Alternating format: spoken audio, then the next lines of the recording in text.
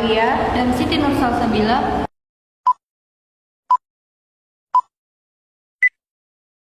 Pendidikan adalah pengalaman-pengalaman belajar terprogram dalam bentuk pendidikan resmi, non-formal, dan tidak resmi di sekolah dan luar sekolah yang berlangsung seumur hidup.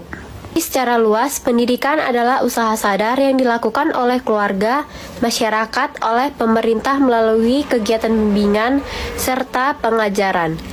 Definisi secara sempit pendidikan adalah sekolah. Pendidikan dalam pengertian modern diartikan sebagai proses formal dan direncanakan. Perubahan sosial adalah perubahan untuk mencapai ketentraman sosial yang stabil. Stabilitas tidak hanya pada kondisi sosial yang ideal, tetapi juga pada kondisi normal. C. Bentuk-bentuk konsep perubahan sosial. Yang pertama yaitu perubahan lambat. Perubahan lambat dibedakan berdasarkan waktu. Perubahan lambat biasanya disebut juga dengan evolusi. Evolusi terjadi secara alami dan tidak direncanakan. Contoh dari perubahan lambat yaitu proses modernisasi yang bisa kita lihat dari perubahan sistem perbankan, sistem transportasi, dan spesialisasi suatu pekerjaan. Yang kedua adalah perubahan cepat. Perubahan cepat yang terjadi pada masyarakat disebut juga dengan revolusi. Berbeda halnya dengan perubahan lambat, perubahan cepat terjadi karena direncanakan. Contoh dari perubahan cepat yaitu revolusi industri yang terjadi di Inggris. Perubahan industri revolusi yang terjadi yaitu yang sebelumnya tidak menggunakan mesin menjadi industri yang menggunakan mesin.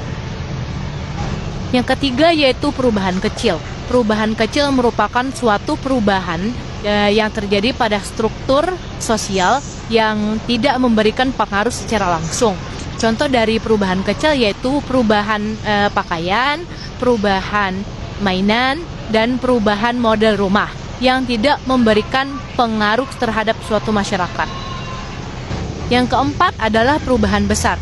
Perubahan besar adalah perubahan yang memberikan pengaruh besar terhadap masyarakat. Contoh dari perubahan besar yaitu dengan adanya masyarakat agraris menjadi masyarakat industrialisasi yang disebabkan karena adanya industri di daerah pertanian yang berpengaruh besar terhadap sistem kerja, kepemilikan tanah, hingga berpengaruh terhadap hubungan antara kekeluargaan. Yang kelima adalah perubahan direncanakan. Perubahan direncanakan adalah perubahan yang telah direncanakan sejak awal oleh suatu lembaga masyarakat. Perubahan direncanakan memiliki istilah agent of change atau agen perubahan yang memiliki peran yang sangat penting. Agent of change adalah seseorang yang diberikan kepercayaan untuk membawakan perubahan terhadap suatu lembaga masyarakat.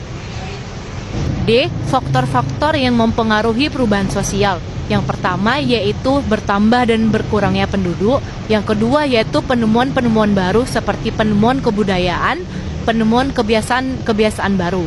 Yang ketiga yaitu pertentangan antara individu dengan individu, individu dengan kelompok, dan kelompok dengan kelompok. Yang keempat yaitu pemimpin yang ingin melakukan perubahan sosial. Pendidikan dalam perspektif perubahan sosial.